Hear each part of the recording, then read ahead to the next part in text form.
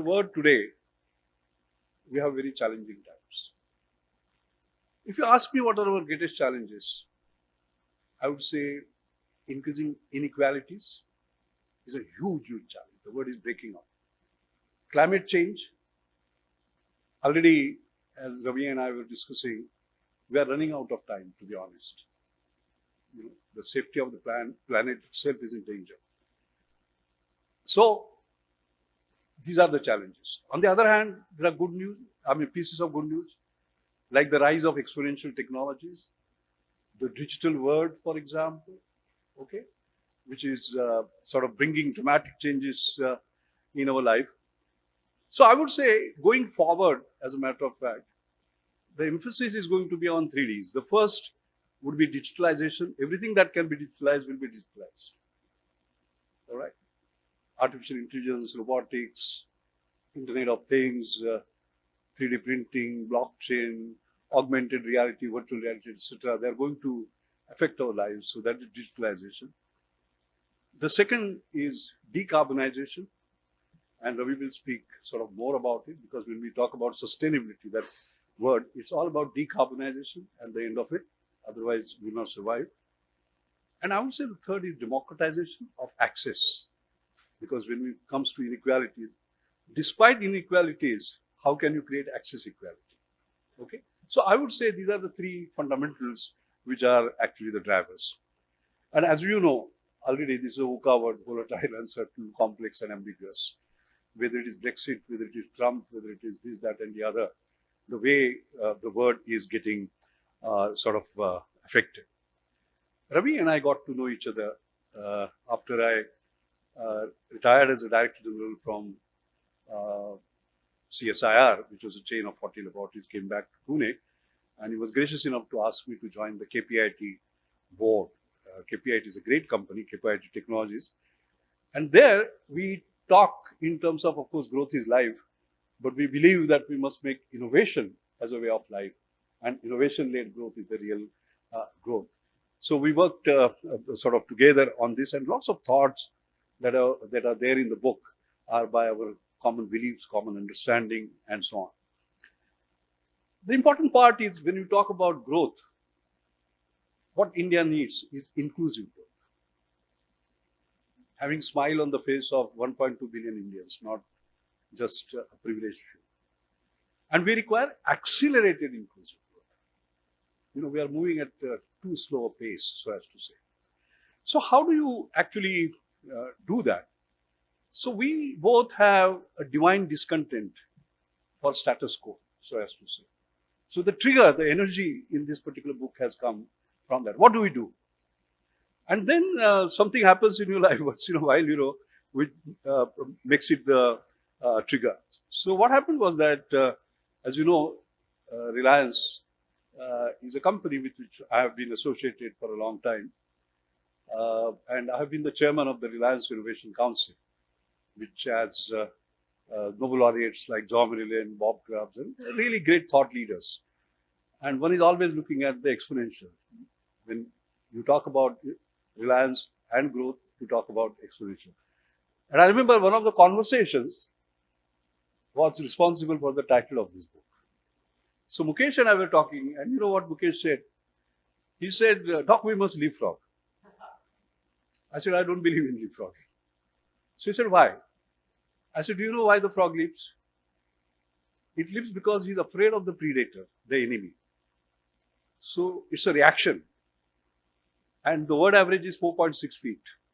And world record is 7.8 feet. So because we are afraid of the enemy or the predator or the competitors, we don't want to jump a few feet. We should pole vault. The size of the pole is the size of your aspiration. All right? And if you generate enough kinetic energy, you can actually surpass. So there is a paradigm shift when you talk about this metaphor, which is when you see a wall, and in India you will see lots of walls, in anything that you want to do, you'll take a hammer and start chipping it, and you will waste 10 years, 20 years of your life. Forget about it. How do you generate enough kinetic energy to jump over? That was actually the basic spirit. But what it means is also that there is a big challenge. The challenge is the frog converts its chemical energy into mechanical energy instantly. All right? But here you require a preparation. You start with a zero velocity and then you accelerate. And then that kinetic energy actually takes you over. So it requires a preparation, so as to say. So this metaphor is quite different. So how do you actually do that is basically the question. And what the book does, leapfrogging to pole vaulting, is to show how that can be done. And to make it real, there are a number of case studies that have been put in here. And basically, normally, whenever we want to take case studies, we will take all from Europe and US and the Bill Gates of this world. He says, oh, sorry, we have picked up what we have been able to do in India, despite odds. The other spirit here is that, as I said, scarcity and aspiration. When you have scarcity or less resources, and you have an aspiration for doing well, so the 10x aspiration means 10x performance, 10 times better performance. But the challenge is you don't have resources, so 10 times less resources. So when Larry Page says for Google 10x, he means 10x better performance, but 10x more price. In India, you have to say 10x better performance for 10x less price. So it's a 100-fold change. This book shows how you can get that more from less that you talk about, or far more for far less, all right, for far more people. I think Jio is a brilliant example, as a matter of fact. What are we talking about? We used to talk about missed calls, right? We have zero price now for voice call. Data, 50-fold, sort of like 3 rupees per GB, basically. You know, a lady that I know, a widowed mother, who is in Pune, was talking to me. Her son is at the border near Chandigarh, you know, and their entire family sees him video and talks to him every day. You can just see what must be happening to that boy and what must be happening to that. That has become actually possible, so as to say. So how actually you can create this new metaphor and how you can achieve it. And then one is not talking about leapfrogging. We are 155th in mobile data transmission. We did not leapfrog to 100. We pole vaulted to number 1. How can we do that? And that is what we are seeing the government doing. For example, Jan Dhan Yojana, Aadhaar, mobile, combining these technological innovations together. It's a total innovation, technological as well as non-technological. System delivery, workflow innovation, technological innovation. We have today 360 million, let's say, cardholders. The fastest inclusive innovation in terms of financial inclusion that the world has seen. It has become actually possible. In fact, during 21 to 27 August 2014, we onboarded 14.6 million, and Guinness Book of Record, by the way, that is considered as a Guinness Book of Record. That was all possible. This is, to me, the pole vaulting. Otherwise, it would have taken 15 years to do what we have done in such a time. So how actually this has been done and how this has been transformative is what Manish talked about. It was interesting when the book was released in Delhi. It was sort of a packed house, basically. I must say, we were very overwhelmed. And there was a wonderful Q&A after the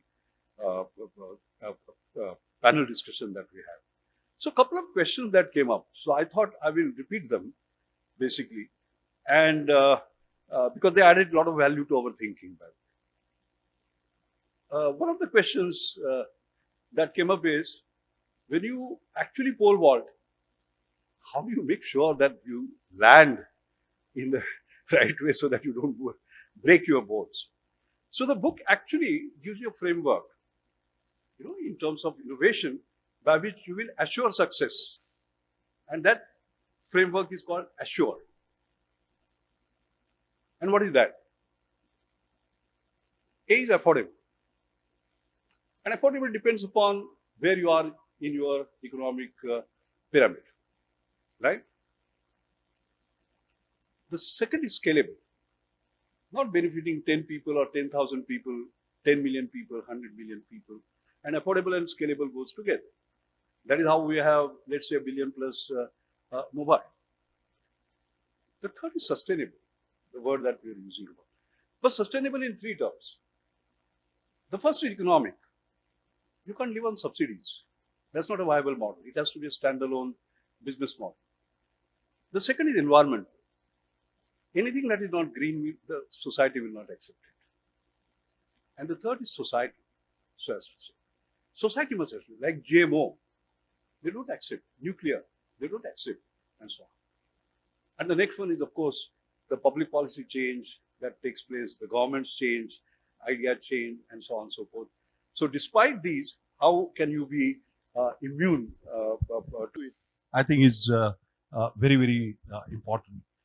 So we describe that, basically. For example, take Jaguar Land Rover. I was on the Tata Motors board till I completed 75. And Jaguar Land Rover was making big profits. But what has happened? It has plummeted and making losses. Why? Brexit came in. Okay? There was challenge on trade wars and a whole range of other things and so on. So it is very important that sustainability, despite these, the next one is the user friendliness. That is universal, that is obvious as a matter of fact. Next is excellence in quality.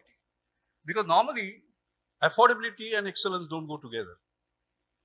But India is fantastic in terms of creating affordable excellence, so as to say, right? Very high quality and be distinctive, not me too.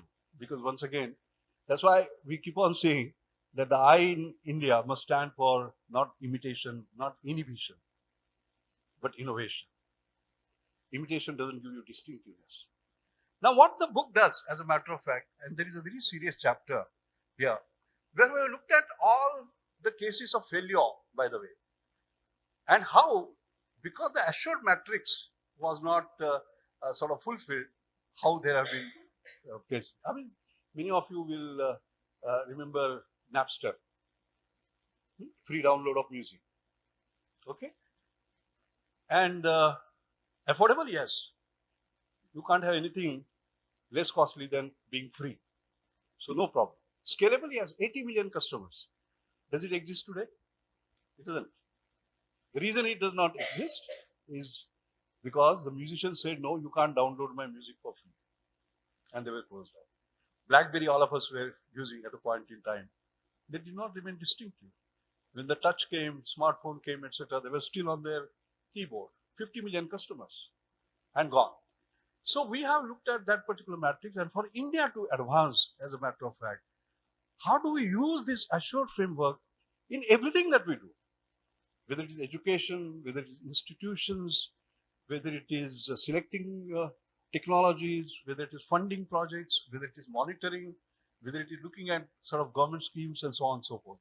So I was very happy the day before yesterday, I bumped into Amitabh Khan, and Amitabh Khan that morning only had actually tweeted, about the book, and he went a bit overboard in praising the book and was really excited. So I met him in the evening at a marriage, and I said, come on, did you read the book? So he said, honestly, I read that. I said, I don't believe you. And then he explained to me a few things that I read, because he said, I went from Delhi to Trivandrum and Trivandrum to Delhi, and 4 hours I had. And he went to the depth. And most importantly, he said that these are precisely the framework that we need to use for the future. Ravi and I feel very happy about this, because at the end of the day, 5,000 copies will be sold, 10,000 copies will be sold. Doesn't matter. If finally the book actually has sort of some impact in terms of thinking, whether it is policy, whether it is India moving up the curve, basically, and hopefully exponentially, I think it will make a lot of difference. What we decided, myself and Ravi, is that I will talk about this title and the process and the framework, the way it actually sort of came up out of the trigger. But there is a very important subtitle. Why do you want to pole vault? Not just because you want to have the thrill of pole vaulting. There is a purpose behind it. And what is the big purpose? The big purpose, Atulji, is creating the magic of radical yet sustainable transformation. and Ravi will speak to you about that. But before he speaks, there is a commonly held view between the two of us, which I thought I will read out to you, because technology at the front end is fine with us, but technology has to have a bigger purpose. And what we have said there is the following. However, technology is merely an instrument for change. The bigger picture beyond technology pertains to a profound confluence of our thoughts from diverse streams. This is a thought embedded in our culture. We see humans and the sentient and the insentient universe around us as an expression of the one and only supreme life force, by whatever name we may call it. This thought creates a thread of oneness across everything around us, teaching us that we and our environment are all bound together and that one cannot survive without the other. It teaches us that humanity is not merely sitting atop the world, which we can rummage around in and ravage at will, but that we are actually one element amongst everything around us, all of which is so closely connected. And this profound and basic belief has gone in this particular subtitle. So the bigger purpose of the book is not just to be brave and just pole vault, but create the magic of radical yet sustainable transformation for a better world. Thank you.